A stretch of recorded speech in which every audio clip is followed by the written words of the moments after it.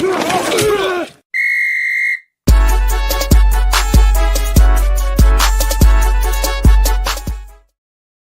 up, guys? We're back. Fifth down territory. I know we're about 3 minutes late. That's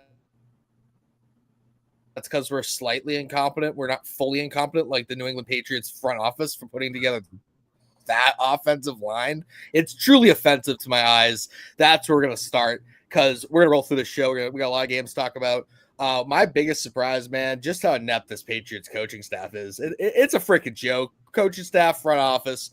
Like, I talked a little bit about it in the Slack channel, but as a defensive-minded head coach, Gerard Mayo, one thing that, like, there were two things that I thought you'd be able to hang your hat on. One, be able to build at least a competent, not asking for great, asking for competent, okay, defensive game plan. Just one that, like, works for a little bit, all right? Haven't seen that really all season. The other thing that I thought that, like, I'd be able to sit there every week and be like, you know what, man, they may not have the talent, but they were on their X's and O's. They played really hard for all 60 minutes of that football game, and you can't really ask for much more. You got everything you could out of the players that you have, and I'm just not seeing that. I'm not seeing it whatsoever. And then the last thing that really frustrates me about the coaching staff is that their ability to adjust is just not there. Like, I will say this. The one bright spot of this coaching staff has been how Alex Van Pelt and the offense has started games since Drake May has come into the starting position. They've had decent scripts, and they've scored points generally off their first two possessions over the last couple of games. Once the defense figures out what, like, you're doing in your script, that's when we start having 4 or 5 possessions where we just go three and out, maybe get one first down, then a punt.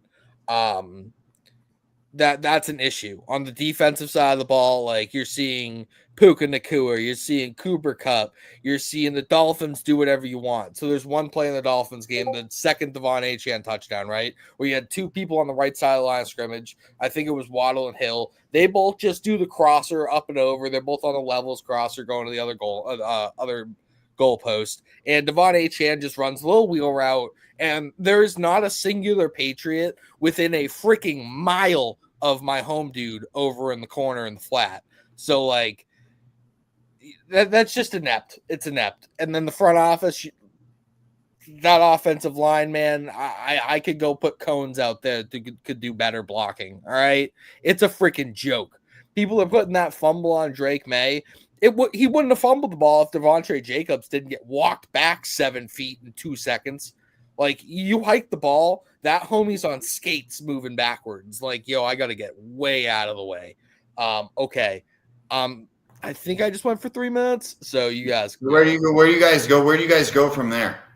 Where do we go from here? I'll touch on this a little later. I can give you a little snippet, but if we lose to the Colts and we can't confuse Anthony Richardson on defense, you got to go. I'm like, everybody's before the season's over. Maybe after the season, but, like, you have to make the decision to, like, if you can't put together a game plan to at least confuse Anthony Richardson enough to create, like, issues for that offense, I'm sorry, like, that man has like a 43% completion rating, and that's something you should be able to handle. You might get Jabril Peppers back. You have Christian Barmore back. You have Christian Gonzalez. You have Marcus Jones. You have Jonathan Jones.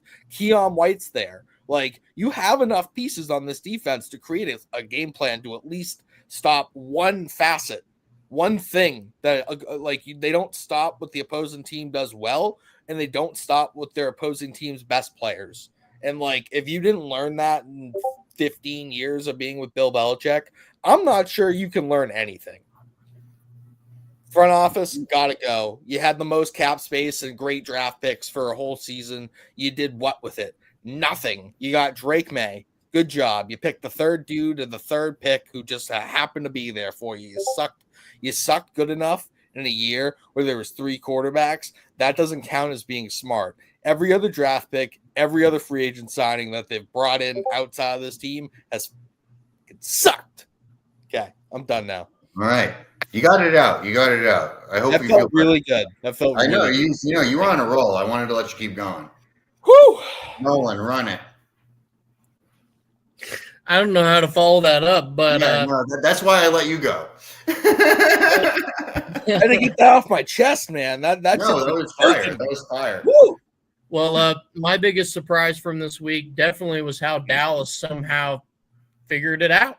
I mean, it's kind of crazy just because, hashtag rant for sure. That's what we're here for. That's literally the name of the game.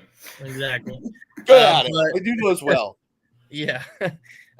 Somehow Dallas figures it out. I mean, it wasn't pretty there at the end. Austin Eckler got his head chopped off at the end for absolutely no reason, because all Wanye Thomas has to do is grab the ball and fall to the ground. The game's over with, but he runs it back for a touchdown.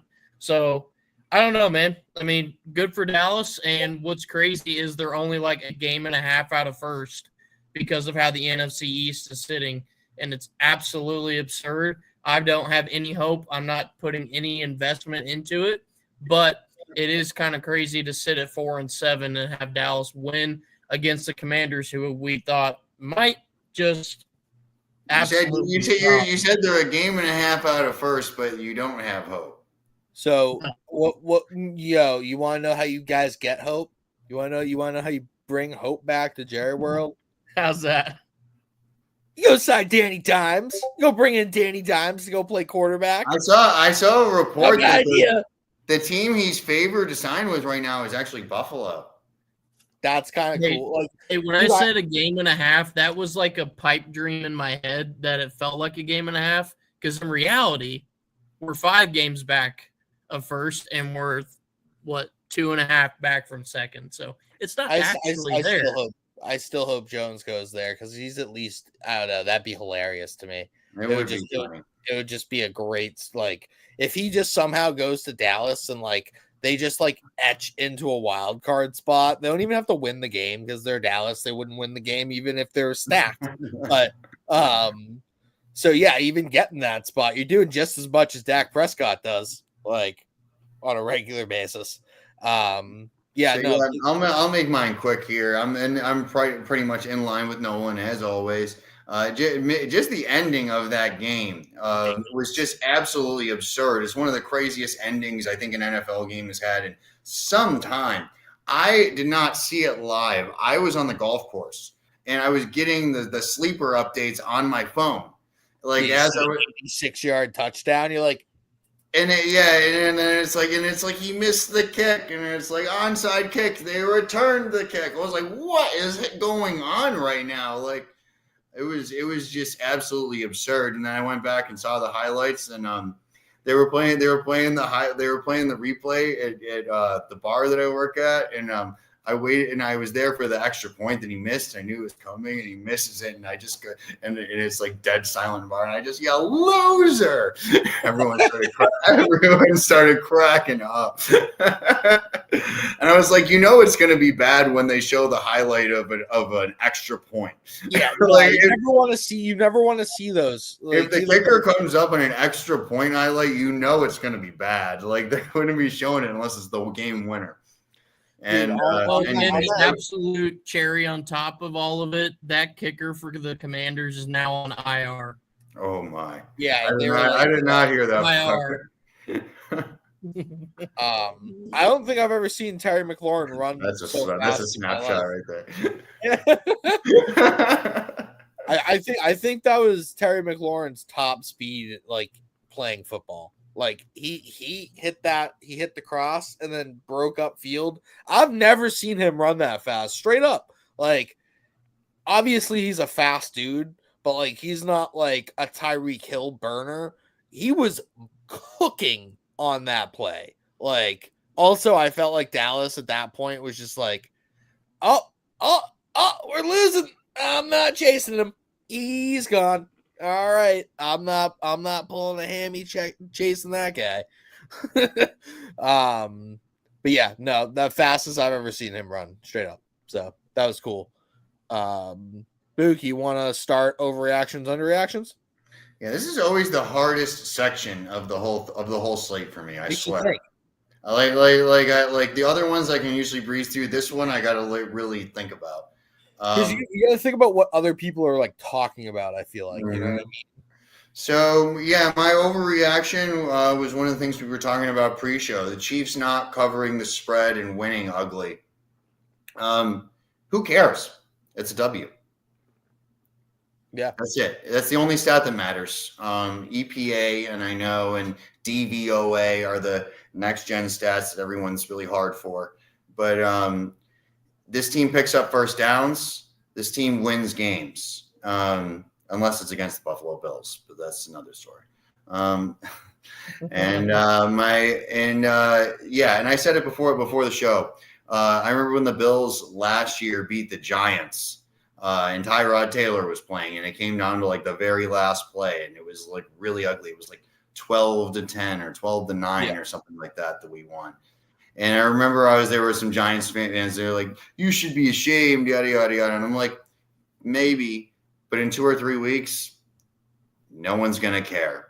The only stat that matters is the W, and it's a W for the Chiefs. So we can move on to my underreaction, which is how well the Finns have performed since Tua has returned. And I don't like to talk about this. I'm a notorious Finns hater.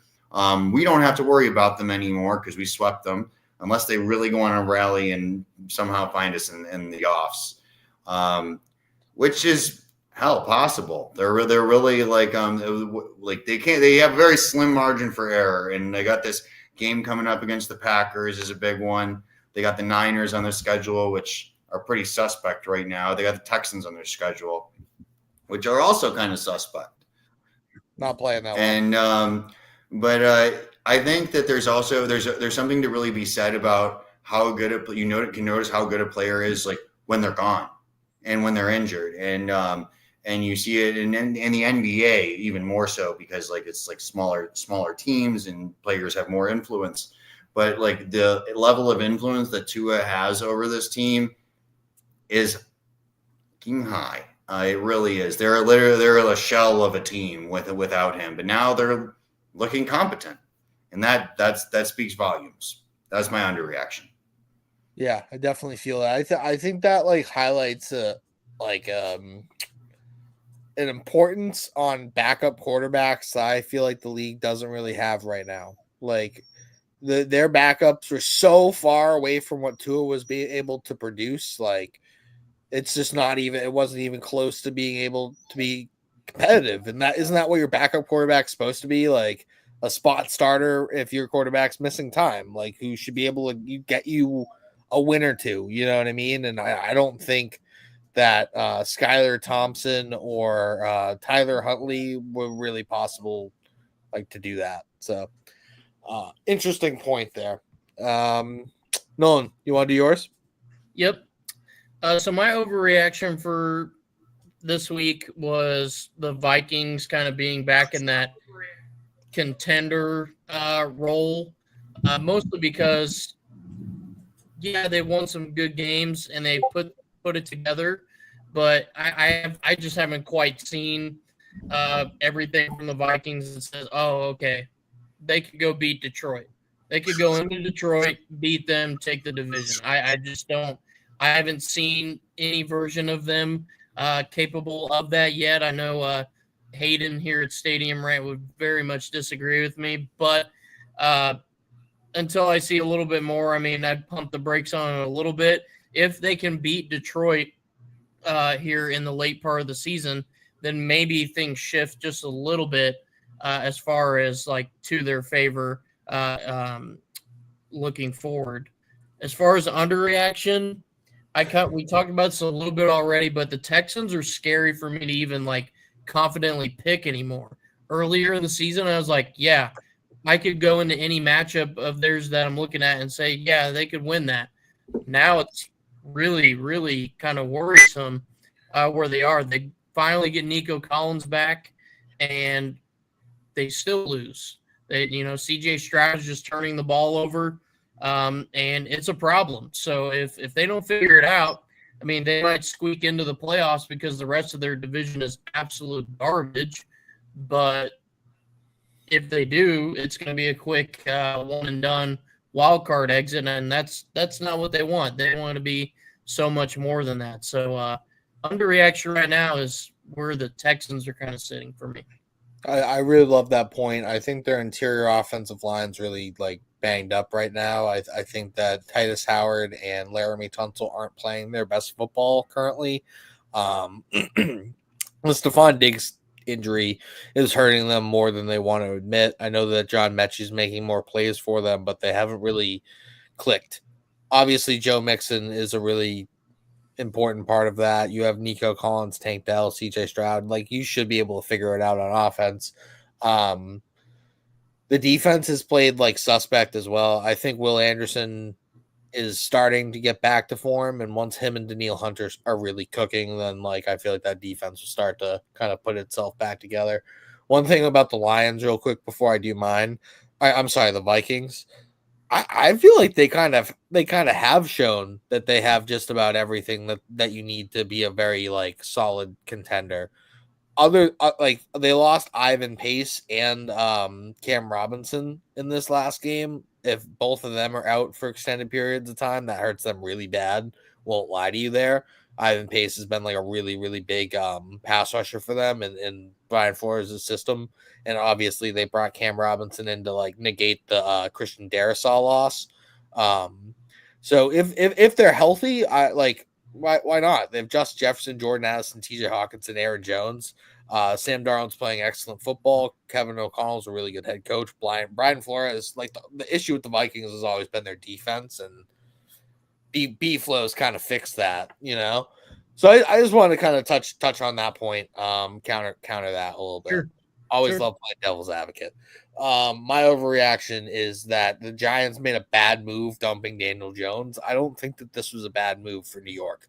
I've heard that I heard that situation was just causing way too many issues in the clubhouse for the team in general. So it was a better move for them to move on and just kind of focus on sucking because they don't have a good quarterback anyway. So they were in danger of falling out of the top three. And now with Daniel Jones not on the roster, I think they're firmly entrenched in that top three. And you're getting Cam Ward, Jalen Milroe, or Shador Sanders there. Like that, that's why I don't think this was a bad move. You're basically ensuring that, yeah, you're tanking the rest of the season, but you should be able to get your next franchise quarterback without having to trade up. So yeah, I think that people are overreacting a little bit about, oh wow, why would you cut a player like that? You owe him so much money. Like, why wouldn't you just like screw it, man? Like, we made a mistake, like cut it. We're gonna have to move on. Like, we can't just sit there and bitch about it. So let's move on. Let's suck. Let's get that pick. Get a new quarterback in here. We got Malik Neighbors. Tyrone Tracy looks good. Theo Johnson looks good. Let's keep building the offensive line. Get healthy on defense. Like, there are good pieces there, I think. Still, I don't know. Maybe I'm like nicer to the Giants now. I don't know why. I should hate the Giants. I do hate the Giants, but like I'm nicer to them for some reason. Don't ask me why. Underreaction. Shane Waldron shouldn't get another offensive coordinator job. I think the Bears offense has looked very competent since he's been fired, and that's just something that they didn't do. They weren't looking competent, consistent, or trustworthy under Shane Waldron. They didn't look like they wanted to play for that guy. Caleb Williams is looking more like the player that we saw spurts of in that offense. It was more so like Shane Waldron was this giant wall. I didn't do that on purpose. And Caleb Williams is sitting there like he's like the dwarf in Lord of the Rings trying to hammer out the stone to see the light. And we saw little bits of his face and light through this terrible offensive system that dude cooked up. Now we got Thomas Brown. This offense looks like it's right. They cut out all the fat. They're like, we have great players. Let's just get them to like those 5 players and just like nobody else should really be seeing touches. Like DJ Moore, Keenan Allen, Roma Dunze, you're all getting 7+ targets. Cole Kmet, we're going to mix you in throughout this whole time. Roshan Johnson, DeAndre Swift, you are running backs. Like, that's what we're rolling with. That's what we're looking at. Everything else is useless carbs. Get rid of it. And I I can't believe that dude keeps getting jobs, and it pisses me off. So that's my underreaction. Nobody's talking about the night and day difference of how that offense just functions. That offense had scored 3 points against the Patriots, by the way, a couple weeks ago. Dreadful. Anyway, now we're back to one of our favorite times of the year of the show. Certified Sicko of the Week. Sicko of the Week. I wish I made a new drop because we got a clean sweep on who the certified Sicko of the Week is. It's one of only 10 players in NFL history ever to have over 300 yards from scrimmage, not as a quarterback. Saquon Barkley. Man. Wow. Yeah. Yeah, do that. You should just keep doing that. That man's making wow. You know what? Certified Sicko of the Week. Drop again.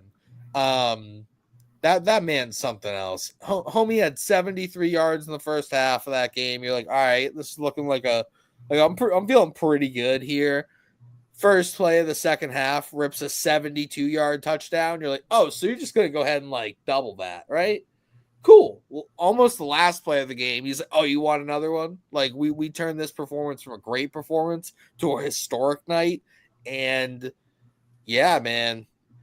That shit was awesome. Like, have you seen the clip going around of McVay coming out of half early on, and he's like, yeah, we really need to get a stop here. And right after he said that was when Saquon broke off that first 70-yarder, and you could just see they cut back to McVay, and he just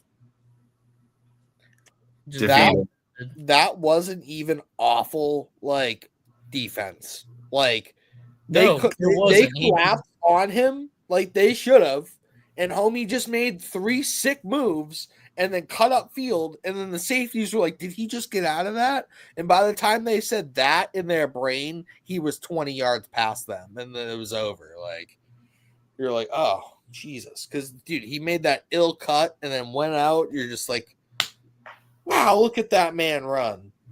So is he an MVP candidate? Oh, yeah. Yes, he should be. I'm okay with it. Like, and I've been very forthcoming about this as a Bills fan. I don't care about MVP.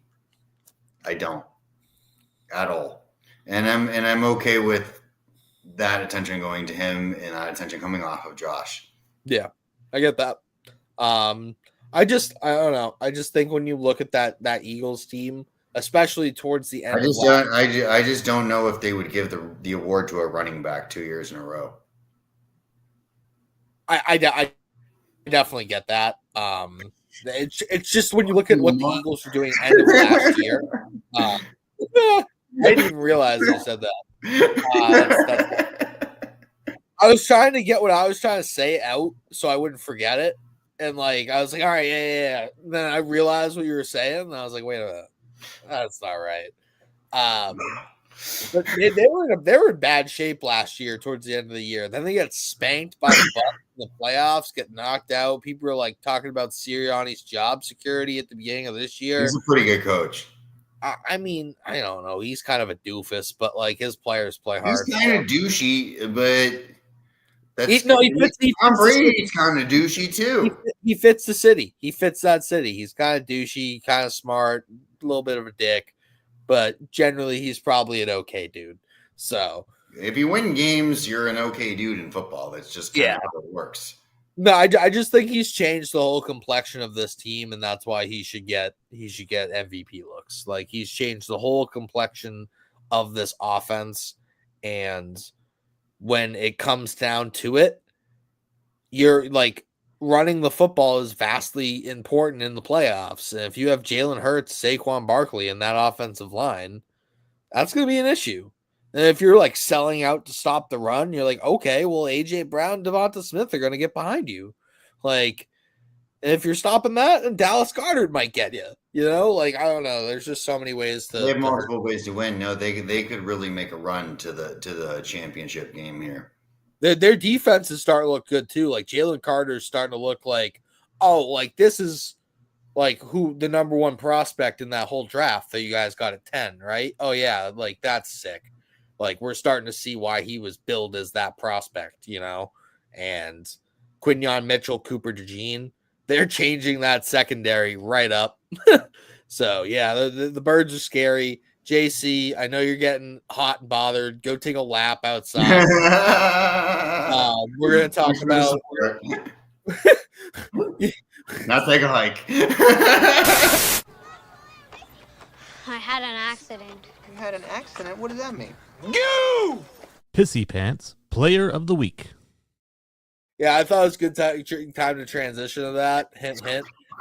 So yeah, yeah. Pissy Pants Player of the Week is no player; it's a coach. It's Gerard Mayo's whole staff. Let me take it, Lamb. Go for it. Yeah, let me read you this quote real quick from Gerard Mayo after the loss. Once those guys cross the white lines, there's nothing I could do for them, he said. There's nothing any coach can do for them once they cross the white line.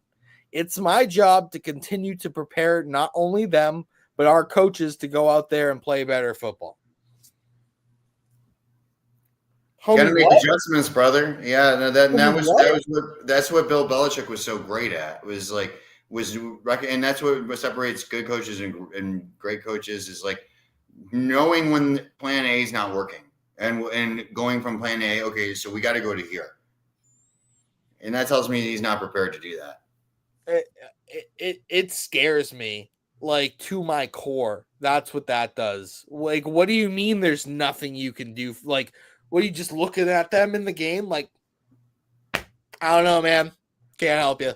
Like, what time is it? Oh, for the next 3 hours, I'm just like, I can't do anything for you. We did the whole thing this whole week. Like, if you don't know what you're doing, later, bud. Like, what the fuck is that? God damn it. Sorry. If there's any get it out, brother. If there's any youngins watching, I apologize, but you're gonna hear that sooner rather than later. Let's be real. Christ. They probably already say it at school anyway. It's whatever. Oh my god. What does that mean? What does that even mean? Once those guys cross the white lines, there's nothing I can do for them? Yeah, that's a thing. Good coaches take all the blame. When things go wrong, they give all the credit to their players when things go right. Bad coaches blame their players in the end, and then yeah, it's just it's not good. Good coach, and like that's another thing. Going back to Belichick, Belichick was the best in the business ever at coach speak. Yeah, and answering your question without giving you any sort of answer, and when he was winning, everything like it just didn't matter. When he was losing and he started he had his big ass ego with it, then it wasn't cool. But like before, without the ego, and he would just be like, "Look, like, not giving you anything." Gerard Mayo speaks too much, and he says shit that he ends up having to like walk back. And as he's walking it back, he looks like a straight up bitch for it. So like. Gotta stand on business these days. You got nothing to apologize about no more. That's not happening. That's why I'm okay with firing him. Like, if you're gonna say stuff like this, you're not gonna fully motivate your players. You're not gonna build a culture, and you're not gonna coordinate the defense. What the hell are you doing, bro? Really? Like, what are you doing for me? Nothing. Get the hell out. Stop wasting my time and Drake May's time because we have a real quarterback. Let's not waste his rookie deal. We can get into our game picks now. Actually, you know what? Yeah, dude. I was one of your biggest champions, my dude. I wanted you to succeed, and now you've flipped me. So nobody can call me a Mayo hater. It's not what I was. All right, let's run these picks. Get into these game picks. You started. I'll start. Yeah, Bears Lions. This first morning. It's the 12:30 game, Thanksgiving morning. I'm going to take the Lions to win this. Last year at this time, we were doing this show. Lions were playing the Packers. The Packers hadn't fully announced themselves yet, and the Lions were looking like a Super Bowl contender. We all picked the Lions, and the Packers won by like 15 points. I'm pretty sure they won by like 2 touchdowns. It's been a while. It's been a while since the Lions have won on Thanksgiving. Yeah, so I think it's been like close to 7 years. that is pretty crazy. Like something like I think that's a real stat. I don't think I'm exaggerating. They did suck for 5 of those years, though. Let's be like that's fair. So one of them they had to play the Bills, Yeah, and then the next one they had massive expectations on that game. So now I feel like year 2 they'll be able to handle the expectations a little bit better. The Lions win this game. It's a divisional game though, so I'm not giving them 10 points. I feel like they've been kind of coasting the last couple of weeks, blowing teams out. The Bears they're going to get up for this game. They have a new offense coordinator. They were so close against Minnesota. They want to play spoiler and give me the Bears plus 10. Give me St. Brown to have a monster game again because that dude's just way too good at football. And give me J-Mo to score a touchdown because nothing says turkey legs other than J-Mo Williams sprinting down the field for a 60-yard bomb. Maybe start the game. Like that might be like the first 3 plays from scrimmage. They'll take a deep shot and Chicago best hope that they're on their P's and Q's in coverage because that boy can fly. Maybe a trick play, double pass, some sort of. I could totally see like a flea flicker, some Jahmyr Gibbs to J-Mo. Oh yeah, I can see it. I'm liking it. I can see him on a gadget play going for it. I started talking, so I'll just go ahead. I went with the Lions to win and the Lions to cover here. 10 is a lot, especially on Thanksgiving here. I'm not a Bears believer. I'm not a Caleb Williams believer. I've been pretty upfront about that. Very consistent with that, and I appreciate it. Even when he was doing well, you're like, nah, fuck this kid. So good stuff. And I like the Lions caliber here, and they're the more experienced team, and this is like a playoff type atmosphere. These type of games, and I like them to dominate here, man. What is there to not like about the Lions? They're doing everything right.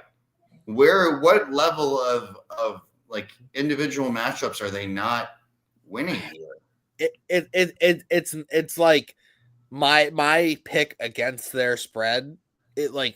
Your argument is completely valid and makes complete sense, which is why I would go to bet Lions minus 10. And then after that game at 3:30 on Thanksgiving, I'm be like, yo, why the Lions lose this game by 1 point? You know what I mean? Yeah, it's true. When the expectations rise, the Lions do have a reputation of crapping their pants. They've also just played so well over the course of the last couple of weeks. You just they've been blowing teams out, and they're due to return to the mean. So that's why I picked it. I can't hate you for the minus 10 because they're just so complete and in what we talk about, they have multiple ways to beat you. I think Caleb Williams really has to come out and play the best game of his life, which is what we saw from Jordan Love in this game last year. Yep. And I don't think Caleb Williams is the same guy as Jordan Love. Not right now. I'm with that. And I don't think the Bears are the same team as the Packers. Their offense has been starting to come alive here, but this Lions defense is one of the best in the NFL. I feel I'm taking the Lions to win, Lions to cover. I feel that. And Jahmyr Gibbs is my sicko of the game. Very appropriate. What's not to like about this guy? I think I'm a big Gibbs guy because I have his shares in fantasy, but I think Monty also deserves a mention here. The way they use both of them is they will grind Monty for 6-7 carries. And when your team's finally starting to tire out and soften up, now we're going to bring Gibbs in and start taking it outside. And they really find a great way to game plan both of their skill sets. But I like Gibbs to take over this game and gash them and through the air and on the outside. And maybe a trick play to J-Mo. And my anytime touchdown score here, J-Mo. Word.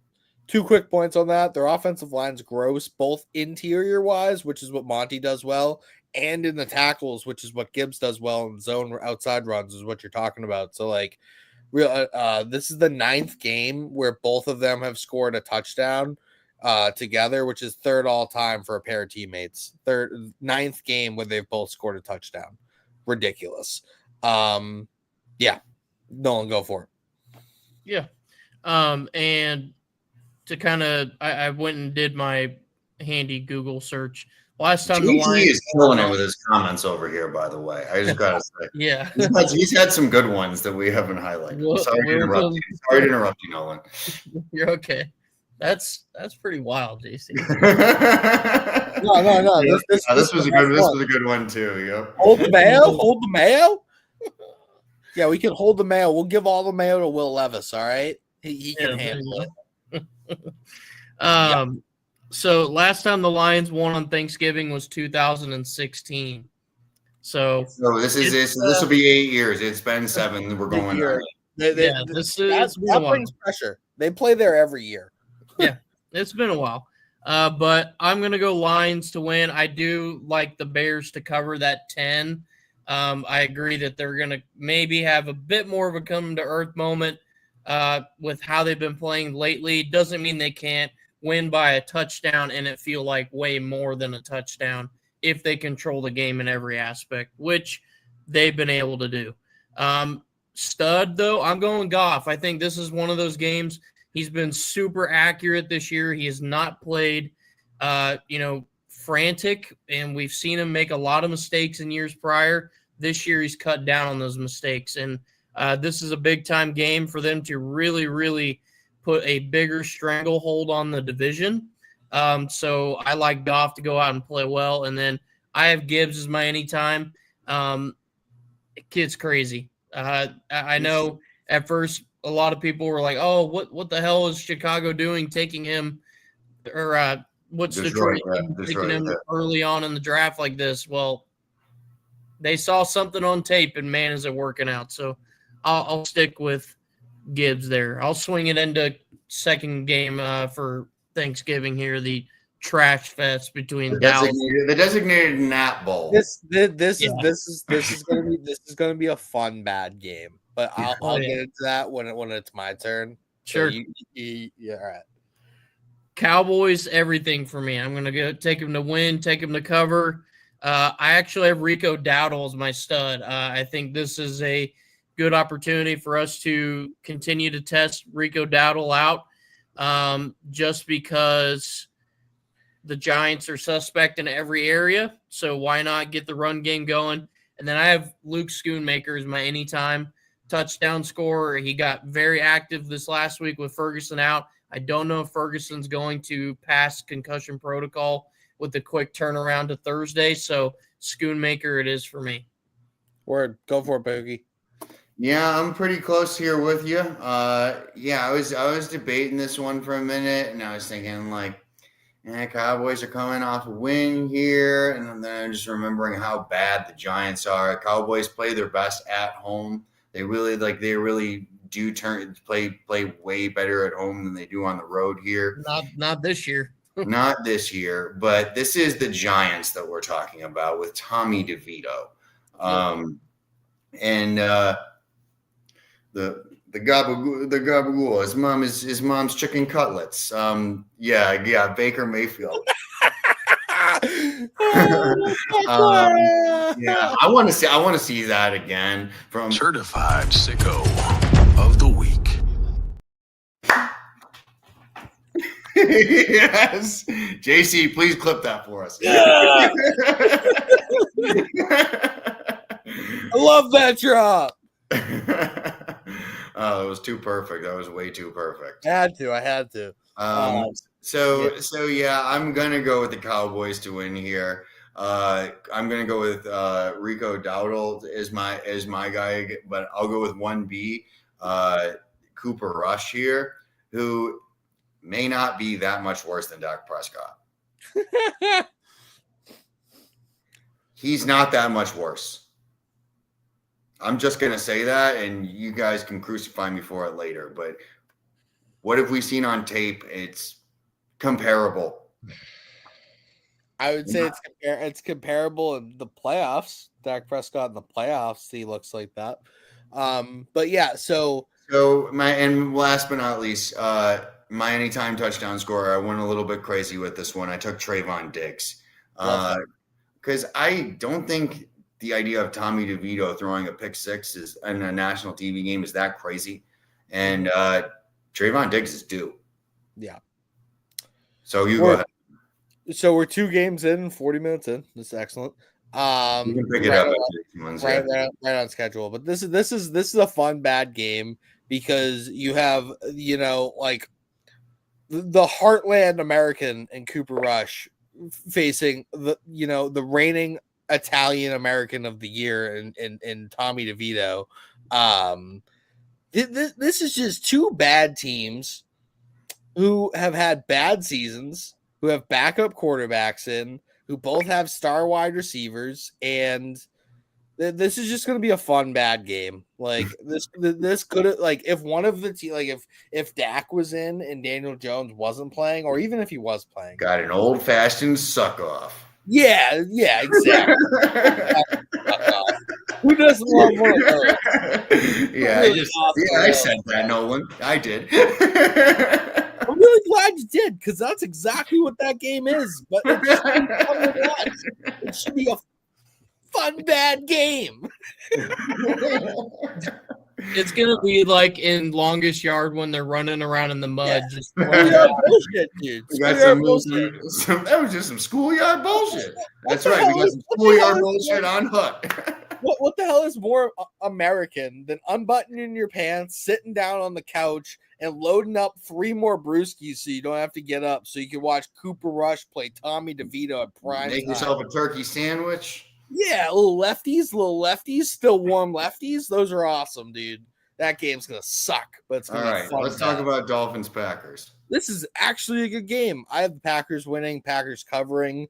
The Dolphins beat up on the Patriots team that we spent entirely too much time on today. Jordan Love's going to be the player of this game. He's going to shred this Dolphins defense. Devon Achan's going to score a touchdown. I will give a special nod to Jonnu Smith as well here because he's been playing out of his mind. Diddled us last week. No Diddy or all Diddy. I don't know. However you want to phrase that. It wasn't good for the Pats. Moving on. You go. Play 1,000 bottles worth, but I don't think there was any bottles. I think that was just straight up. All right, I'll go next. Yeah, I thought about this one for a while, but I gave Tua his flowers. This is a show me game here, and I'm going with Packers to win, Packers to cover because they have not won a game against a winning team or a game in cold weather. They've never won a game in cold weather. They beat the Bills 2 years ago in like week 3 is the one win they have against a winning team. So like, do they have the guns to get it done? Yes. Have I seen them do it in a game where they need it to that matters? No, I haven't. So I'm going to go with what I have seen versus what could be. And so, yeah, I got Josh Jacobs as my stud of the game. He's really been turning up lately. Done me right in fantasy, finally. It was a little bit of a slow start, but I like him here. And so in my anytime touchdown score, I almost went Romeo Doubs here because Jaden Reed is going to be matched up one-on-one against Jalen Ramsey. But you know what?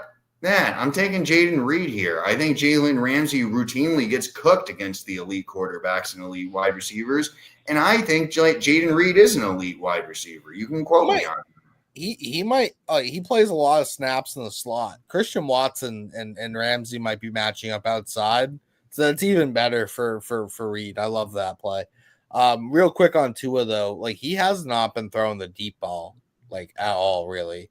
Like he threw the ball deeper against the Patriots, but like the deep, long, like 50-yard bombs to Tyreek Hill have like really not been in this offense through most of this year. So I just like that's interesting, I think. But Nolan, go for it. And you can lead us into Raiders Chiefs on Sure. Black Friday. Black Friday games are sick too. Yeah. So I'm going Packers everything here.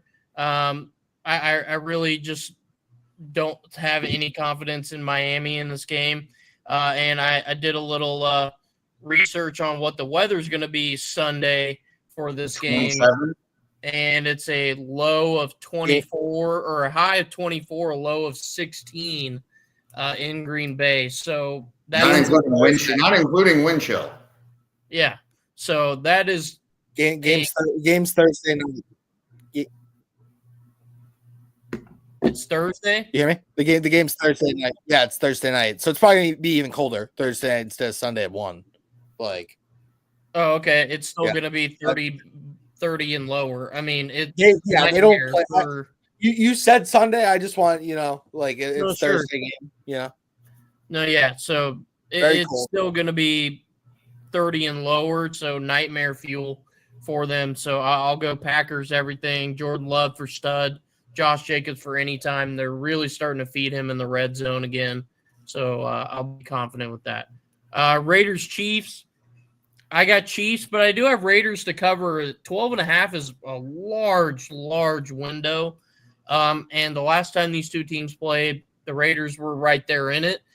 Granted, that was with Gardner Minshew.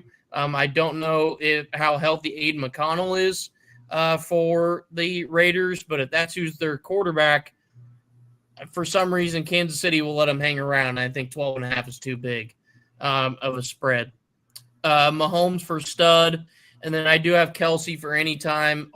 He always loves to get active in the divisional games, especially this one. It's going to be at home. They already beat the Raiders once on the road, so now it's time to bury the Raiders for another year. Give me Kelsey for any time. Word up. Go for it, Bahuki.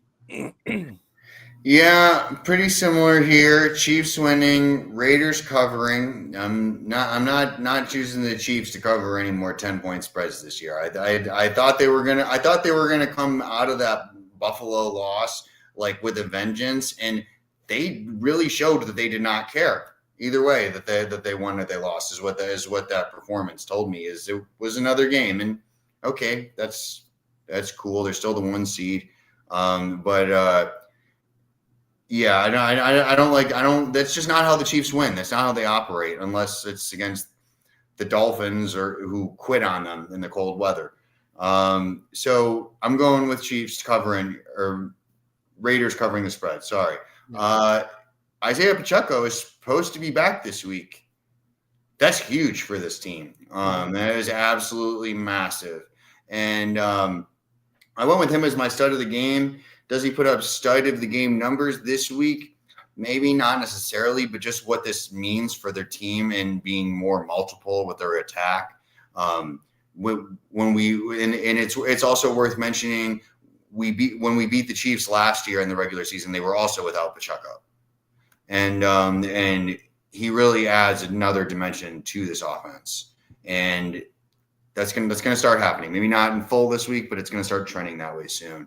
And my anytime touchdown score, I think the unsung hero of this offense, Noah Gray. He is a mismatch demon, and he's a great blocker and picks up linebackers for Isaiah Pacheco. And they've recently started finding ways to get him into the end zone. He had 2 against the Bills. And those were his first 2 of the year. And I remember not being the least bit surprised because that dude can play. Kelsey gets all the hype. He's the one that's dating Taylor Swift. But Noah Gray is a baller. And having 2 tight ends in the modern day NFL where 12 personnel is what beats 2 high safeties, Noah Gray is a sicko. They've been molding him perfectly into being Kelsey's replacement. Now, I'm not saying he's going to, reach the heights and the numbers. I can't say anyone's going to be Kelsey, but to try and mold your tight end 2 to be everything, at least scoring wise, and be a red zone threat like that, to have that. He's probably a better blocker. He's probably a better blocker than Kelsey. Probably at this point, yeah. Funny enough, I was listening to a fantasy football podcast earlier at work today. They're going over waiver wire pickups, and he was on it. He's quietly 4th on the team in routes run, targets, and yards per target. And over the course of the last 3 weeks, he's 2nd on the team in red zone targets behind DeAndre Hopkins. Yeah, I really love that you brought this point up, that this kid is an unsung hero for this team, and every single thing that you just said was spot on, Bahoogie. Really love that you brought that up. Keep your friends close, keep your enemies closer. Chiefs win here. I think I will not take the Chiefs to cover anything over 6.5. Anything over That's got to be the strategy if you're betting here. Like I don't know how you put in good faith at this point. One touchdown, I can live with a touch. Like they might score a touchdown, tie game late, and just win set by 7. 6.5, you get the hook there, you're fine. 12.5, not like no way, can't do it. They don't care enough, like we've mentioned. Obviously, they care about winning. They don't care about beating the bag off of you. They're done with that. Kelsey's going to be the player of this game. He does bad things to the Raiders.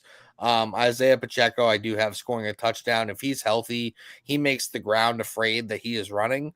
So everybody else that he's running by should be afraid as well. Because that dude runs furious. All right, take us into the Pats. Yeah. I just will keep picking the Pats because they have Drake May, and if they have Drake May, they should be able to win any game that they play.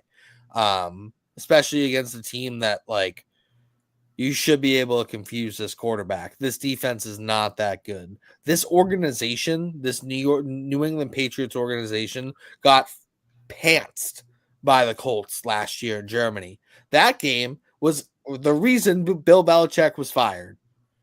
I have to believe that the guys in that locker room that were there for that loss have some accountability, have some pride, and show up for this game and show that you're not the laughing stock of this league, because they made you look like that last year in Germany on international stage when your team wasn't good and your owner declared this as one of the biggest games of your season, and you went out there and put up 3 points, lost 10-3 pathetically. So if they lose this one, you should fire everybody. I don't think that they will, but if they do, then they should. Jonathan Jones, player of the game, he should pick off Anthony Richardson once or twice. He hasn't been playing that good. He's one of the veterans leaders on this team. I think he leads by example generally. I would like to see him have a bounce back game here and really dominate this game. And then Hunter Henry, I think, scores a touchdown. He's been sneaky good with Drake May. Drake May kind of unlocks him. Go for it, Nolan. You said everything that I would have. Pat's everything here. Drake May, Hunter Henry for my picks here. I mean, they got to win it, right? They got to. They got to put their pride on the line. Yeah, pride on the line. Go for it, Pookie. Yeah, this is a tough one to pick. This is one of those bad games that we were talking about. Is this a fun bad game? Probably not fun enough for me to watch it. I don't know. Anthony Richardson, Drake May, that there's going to be a lot of issues and a lot of turnovers, but there should be some plays that make you just go. There'll be some flashes, I guess. So I'm going with the Pats here. I feel like the Colts are the Pats have their issues, obviously, but I at least feel like they have direction. And I can't say the same about the Colts. I don't think they do. And I think they're run even worse than you. Is that what adds up to a win or not on Sunday? It remains to be seen. But I feel like these are two pretty untrustworthy teams, and I trust the Pats more. So I'm going Pats to win, Pats to cover a 3-point spread here. They're at home. Drake May's got to be the default pick here for your start of the game. He looks like the best player on that offense. I do like Demario Douglas is pretty good too. Ramondre Stevenson is fading, man, bad. Which takes me to my start of the game. I went with Antonio Gibson, or not stud, touchdown scorer rather, because he did lead the team in rushes last week rather. In terms of yards per carry, he was more effective with his carries, and he can at least catch the ball. He's a little bit more multiple, so I could see his role starting to expand. So that was the direction. They can't run block. They can't pass block. They try to run block. They get pushed back. They try and pass block. They get pushed back even further. It's crazy. Like it's tough for like Ramondre Stevens. Remember week 1 when he had like 130 yards against the Bengals? You go look into that a little bit further. He had like 125 of those yards like after. Yeah, like that stuff is just not sustainable. It's just not like you just can't keep like people are just breaking down this offensive like it's a joke having to watch this every week like in detail. You're just like snap, oh he has to run or he's on the ground. And brother, I watched the Buffalo Bills play like that for like 15 some odd years. I know. I'm in it now. You were in it then. It's different now because it's not. Anyways, who's next? Where are we at? We all did our picks. Moving on to Cards Vikings here. Cards Vikings.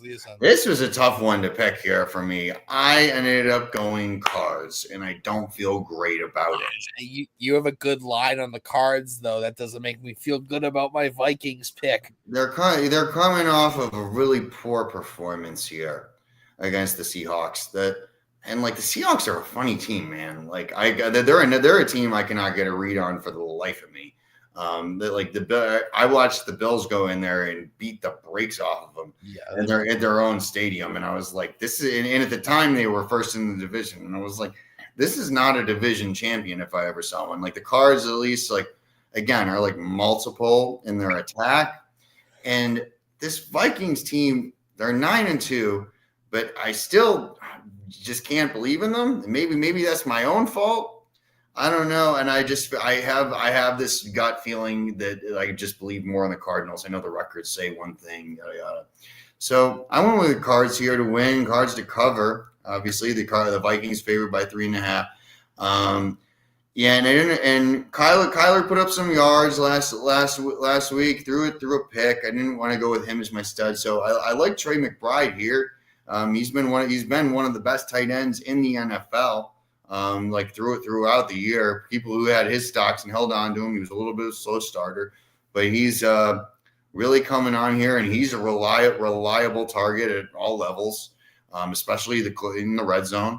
And went with Trey Benson as my anytime touchdown scorer over James Conner. James Conner's kind of been fading a little bit too, kind of the same deal as what I was just saying.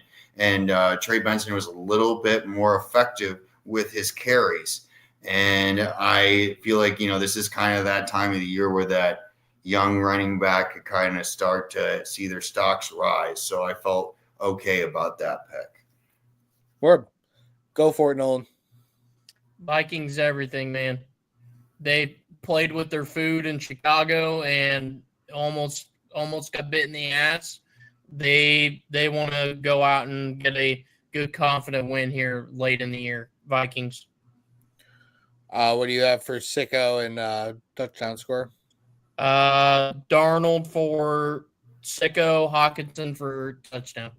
Word. Book, you actually made me change my spread pick to the Cards plus 3.5. I had Vikings, but you did. That's influence right there. You swear. I've been wrong before. I've been wrong plenty of times. I don't feel it enough to say that the Cards get the win, but now I could definitely. No, I don't disrespect anyone who's picking the absolutely Vikings. Not. But you've picked the Cardinals really well this year, so on the off chance that they do win, I'll take the spread to get the points, and then I'll be happy. So you want to at least hedge your bet here. Yeah, exactly. That we'll do that.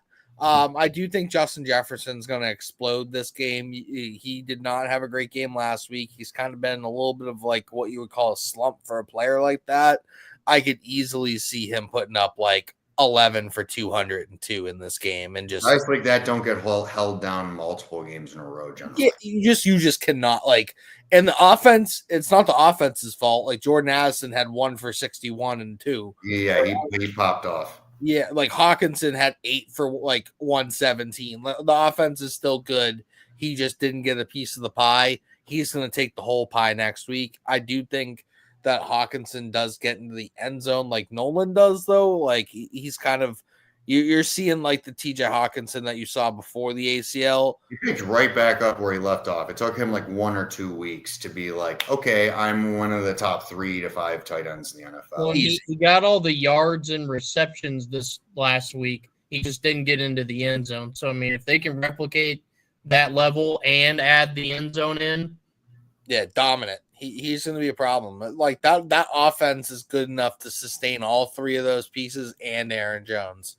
So, like, yeah, let it ride. But I do see this being a field goal game, and I'll take the hook there. I'll lead us to the Chargers Falcons. We're at an hour, so let's try and go a little quicker. Yeah, let's move a little quicker. I'll move us to the Chargers Falcons. I originally had the Chargers on this. Then I looked, and I was like, let's see here. Chargers are coming off a Monday Night Football game when they just played the Ravens. Didn't they play Monday Night Football the week before that as well against the Bengals? It was either Monday Night Football or Sunday Night Football. So either way, they've had a late game. It was Sunday night. I remember I got home from the Bills-Chiefs game, and it was a blowout, and it was at halftime, and I was like, I don't want to watch this. And I went to True.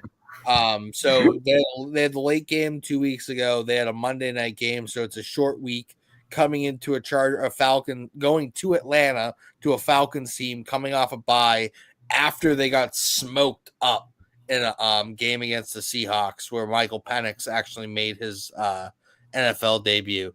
So give me the Falcons here to bounce back after a recharged bye week with a good coaching staff who can kind of take advantage of what the Chargers are kind of like a banged up, kind of ready to like, let's take a break kind of Chargers team. Give me Bijan here. I did see some cracks in that rushing defense against Derrick Henry.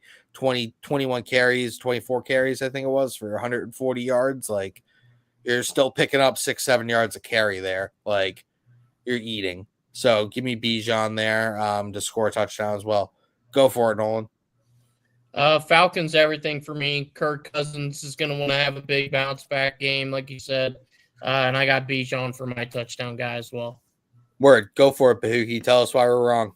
Yeah, I went against the grain here. And yeah, you guys do have the right reasons to pick the Falcons. They're at home. They're coming off a bye week.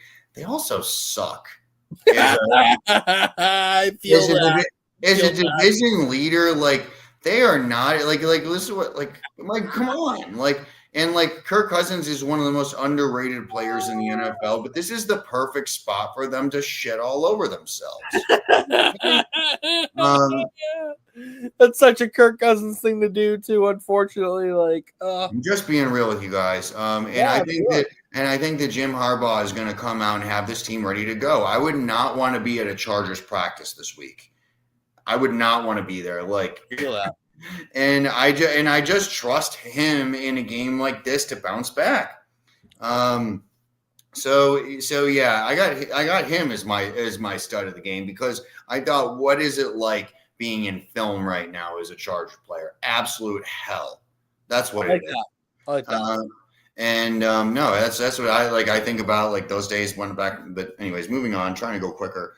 I'm doing a bad job. J.K. Dobbins is my anytime touchdown scorer. Comeback player of the year candidate, J.K. Dobbins.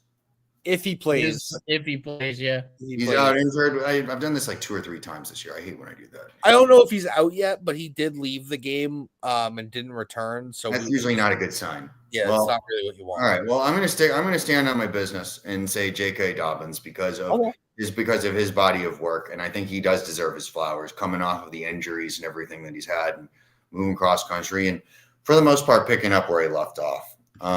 That swayed me a little bit. J.K. Dobbins being injured. If he's fully healthy, I might have picked the Chargers. Like he does a lot for that. It's a big piece. It's a big piece to what they're doing. Sure. Moving right along here into Seahawks and Jets. How the hell do you pick the Jets to do a damn thing? You don't. Seahawks to win. Seahawks to cover. Ken Walker started the game. DK Metcalf, haven't heard from you in a little bit. Do something. Score a touchdown. Go for it, Nolan. Same thing. Geno Smith for my stud. I do have Tyler Lockett, though, for my anytime. I can see him getting a little active in the red zone here against the Jets. Maybe drawing a second cornerback matchup and having a good day. Word. Yeah, so one more time for the Jets. I had an accident. You had an accident? What does that mean? Pissy Pants, Player of the Week.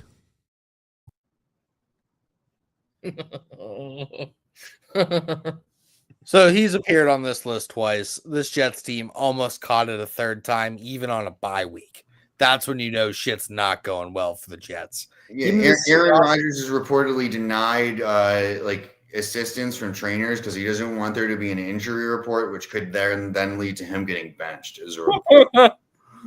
Dude, it's a colossal shit show. How many weeks are we from seeing Tyrod Taylor? Not many. Not many. Yeah, so Seahawks to cover this easily. This Jets team is everything that could have gone wrong for the Jets with this Aaron Rodgers experiment has gone horribly. I couldn't imagine it being this bad, but it's worse. He played 2 snaps last year, then comes back and He somehow had a worse season this year. Looks worse than Zach Wilson. Aaron Rodgers, apparently. Only the Jets. Only the Jets, man. Jesus Christ. Okay, yes. Kenneth Walker, JSN, Seahawks going to poo in their mouth. All right, anyway, moving on. Steelers, Bengals, this is a good football game. Divisional round. Going to be like a 17 to 15 game. There's going to be a safety. There's going to be a defensive touchdown. And then let's see, Cordell Patterson or Tanner Hudson are going to score a random touchdown in this game. And that's going to be it. I'm kidding. Kind of, sort of, not really. George Pickens is my sicko. Steelers defense is going to score a touchdown. It's going to be weird. It's not going to be explosive, and it's not going to be everything you want it to be. It's AFC North football, baby. It's hard nosed. It's going to be there's going to be 34 points scored, if that. If we get lucky, go for it. Somebody else. Okay. You got it. I disagree, Tyler. I think the Bengals are wanting to play spoiler here. I really do. And I'm going to go Bengals everything. Joe Burrow for stud. And your favorite, Chase Brown for anytime touchdown. Zach Moss sucks! So he's on IR, but he Chase sucks. Brown, right, yeah, career plotter. All right, I'll carry it along. I'm with Nolan. Bengals here. Bengals covering. The Bengals are actually playing offense. That's it. They don't play defense anymore. Well, I somehow feel like that's still going to be enough to beat this Steelers team. I think this Steelers team is a very lackluster 8-3 team. I sat down and watched them last week, and I was just not impressed against the Browns. It was a snow game. That was a bad showing. It was a bad showing from that team, I think. I don't know if that should but yeah, I've got Jamar Chase as my stud of the game, and yes, Lamb, I cannot believe I wrote this down. I chose Chase Brown as my anytime touchdown scorer. I will admit I was wrong. You won this argument. You got this round. But anyways, moving along into Texans and Jags. How the hell do you pick the Jags? I guess the Texans have played pretty soft lately. They did just lose to the Titans, which is not something I thought was possible. Will Levis looked good. He did. Yeah, I'm gonna choose the Texans to get it right this week and start to look like the Texans again. Nico Collins is my stud of the game, and Cade Stover, anytime touchdown scorer. He's been a real sleeper this year. They had the connection from Ohio State to him and CJ Stroud. Go for it, Nolan. Texans to win. I'm actually going to take Jags to cover. I think Trevor Lawrence, it looks like he's going to play. So that 5 mark, I think, could be a little big. I could see this being a field goal game if Texans aren't careful. But Joe Mixon double up for me. I think he had a very, very quiet week compared to what he's been doing this last week. They're going to feed in the ball against Jacksonville, and they're not going to be able to stop him. Yeah, give me the Texans here. Texans to cover. If Mac Jones is playing, I don't know if Trevor Lawrence is actually going to play. I know it looks like he's going to play. I still have a weird feeling that he's not going to play again this season. So if Matt, this is me thinking that Mac Jones is going to start, and you couldn't give me enough points for the Texans. Really could. Because Mac Jones is going to come out. He's going to do his thing. He's going to go 7 for 19 for like 60 yards, a pick, maybe a pick 6. He might fall on his face and cry a little bit. And then, there you got the whole Mac Jones experience. Maybe kick someone on the balls while he's at it. No, he's gonna throw a pass to the out on the numbers, and it's just gonna take the entirety of your lifetime to get there. All right. Move us along. Joe Mixon, Nico Collins, they're gonna assault this awful Jags secondary and front seven. Titans, Commanders. I have the Commanders here winning. I do think there's some credence to Cliff Kingsbury. As soon as you hit the month of November, teams start figuring out his offensive system, what he's trying to run, and I just don't think he's that great at adjusting. And I think we're starting to see some of that with this Commanders team and their offense. And we all remember the defense is starting to play better, but let's really think about who's on it and the weaknesses that it still really has. So give me the Titans to cover the +5.5. Give me Calvin Ridley to have a really, really good game here against the secondary that's played better, but still really has its issues. And then with the Austin Eckler injury, the possible Brian Robinson injury, give me Jeremy McNichols to score a touchdown. He's been productive for them when he's needed to play, and I think he continues that here against this is a tough Titans defense. That's another reason why I don't really love the 5.5. Go for it, Nolan. I'm in the same boat. Commanders to win, Titans to cover. Jaden Daniels for stud. He had a pretty bad week against a Dallas defense that has been mediocre or bad all year.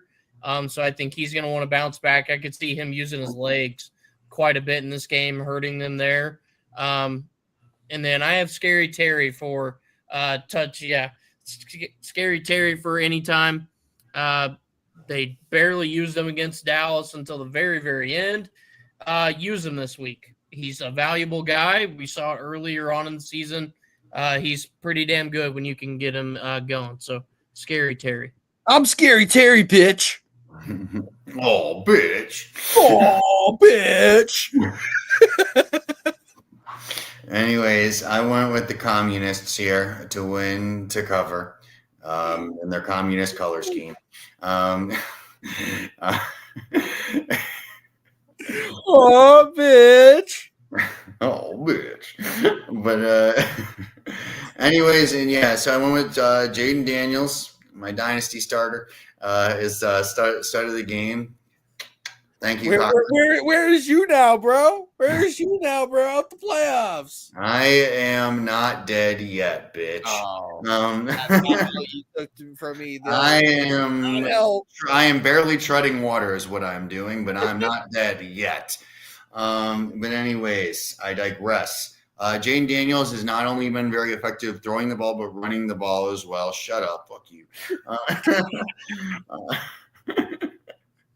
And I digress again. Austin Eckler as my Austin Eckler as my anytime touchdown scorer has been starting to semi come alive and actually be effective with his touches. I will just move us right along here into Rams and Saints.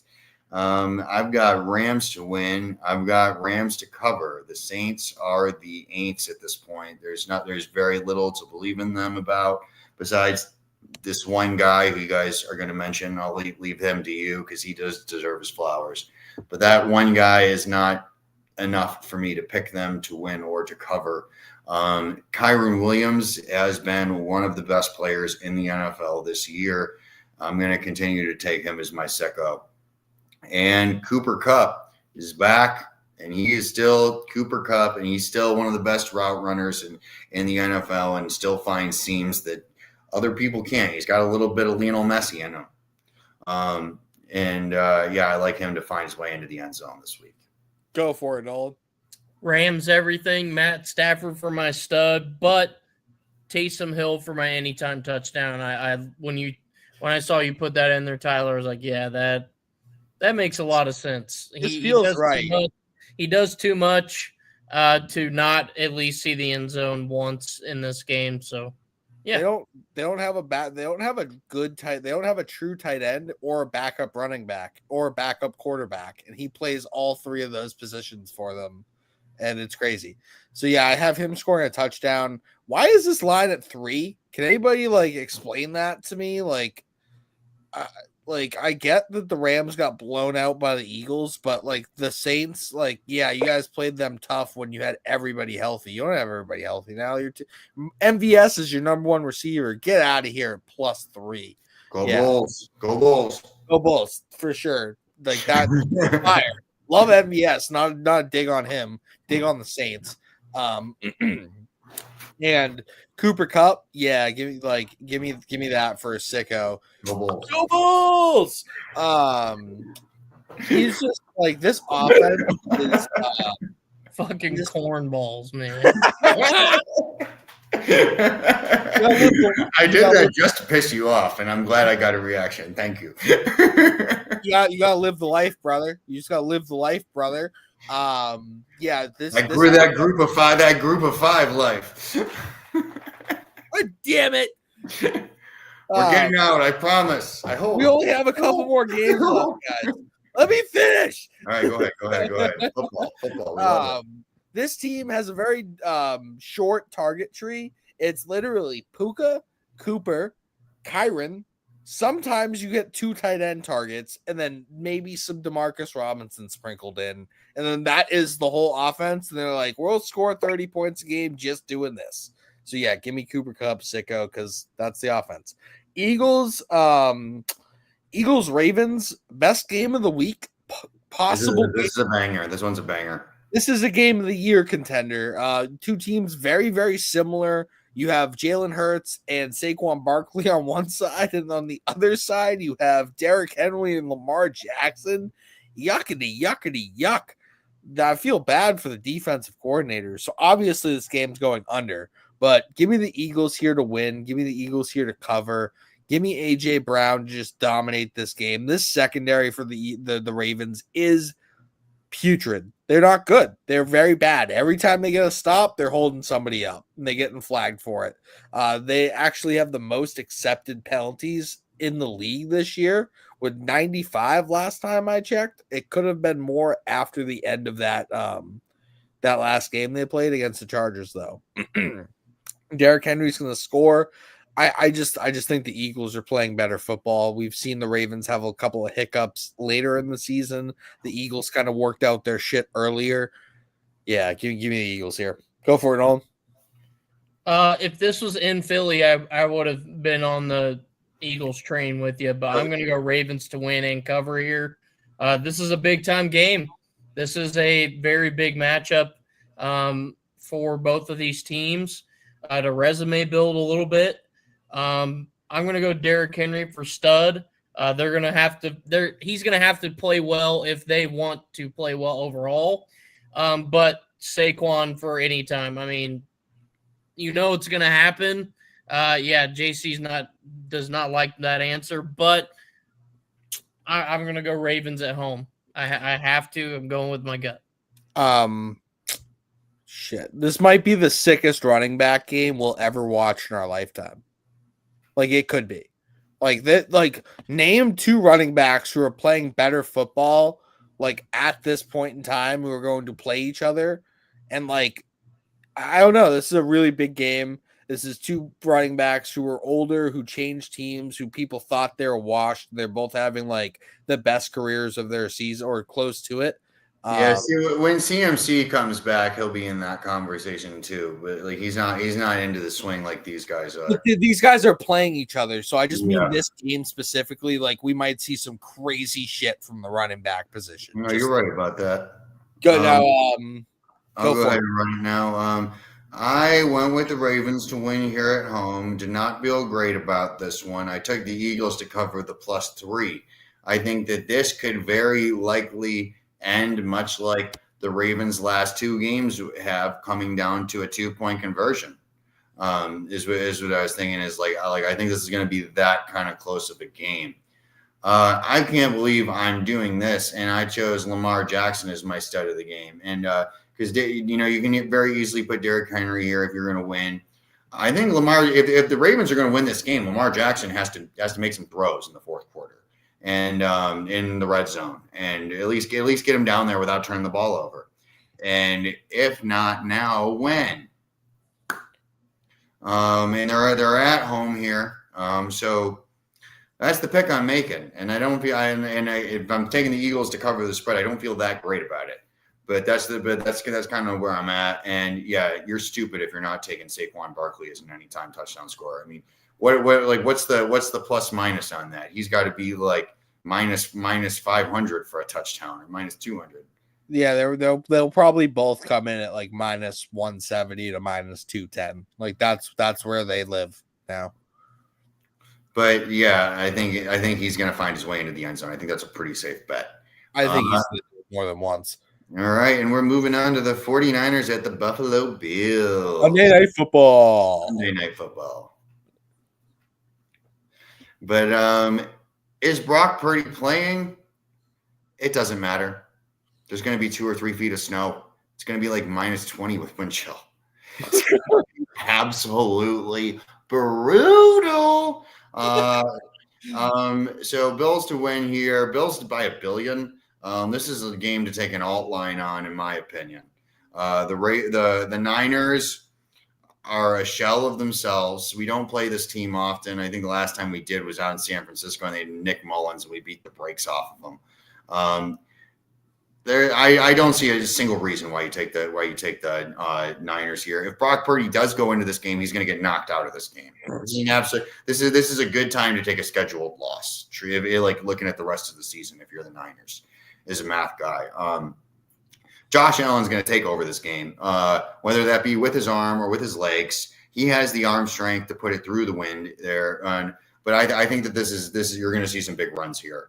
And my anytime touchdown score, I think this is a huge Ray Davis game with the way the weather is. I think that he is going to I think one of the most automatic bets this week is the over on his rushing receiving yards, because those are probably not going to be very high props. And I think that he is going to see some touches here. And James Cook you can put in here too, obviously, but I think in this type of weather, this type of wind, this is a real good opportunity for a Ray Davis coming out party.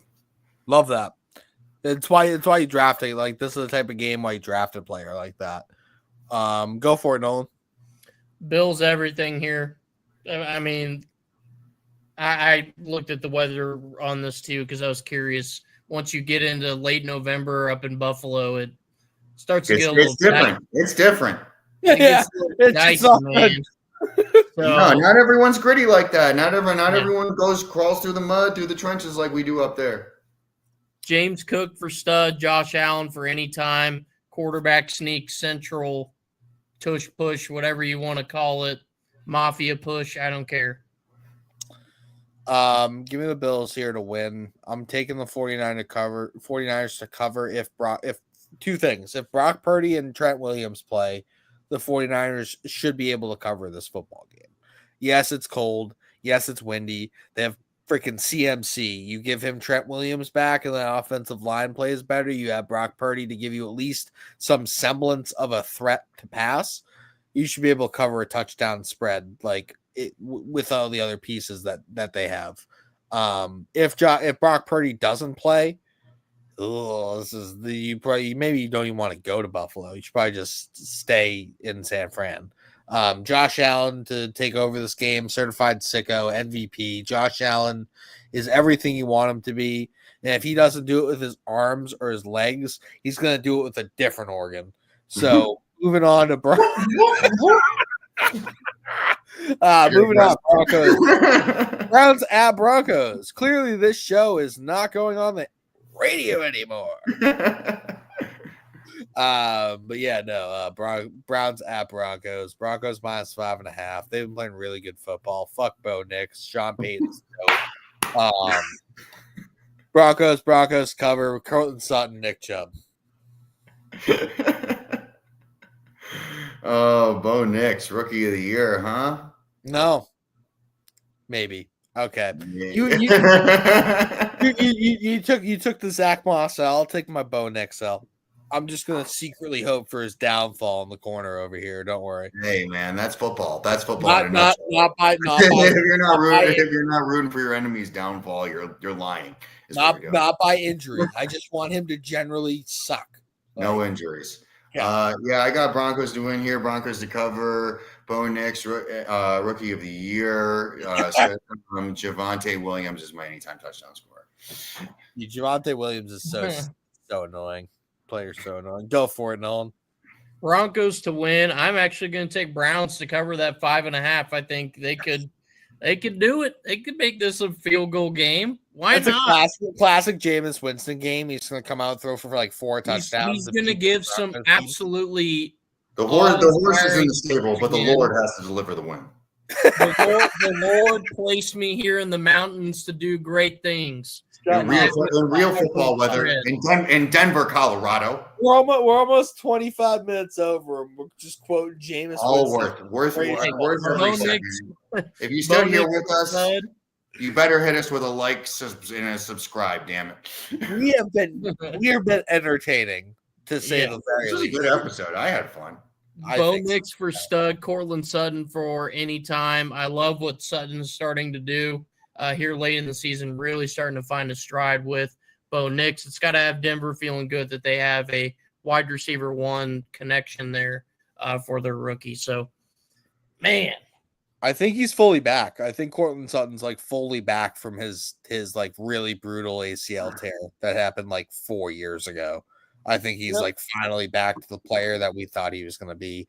And that player was dominant. Like if you look back before he got injured, that big injury, that player was dominant. So I hate Bo Nix. Do really like Cortland Sutton though. Good player. Sean Payton really excelling that whole team.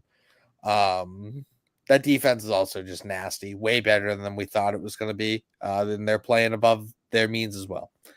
On that note, we've had a hell of a show. We've went through every game. I think every team is playing this week. I don't think there's buys. So we did 16 games. That's a lot of football talk. So I'm glad we got it all in. I'm glad you guys watched with us. Go like and subscribe. Check out stadiumrant.com. Big things are coming. Big news is coming down the pipeline. We should be dropping that on our socials. Go follow at Stadium Rant HQ to be on the lookout for that. We're coming. We're coming for 2025. Check us out every Tuesday at Fifth Down Territory at Stadium Rant YouTube page. Later.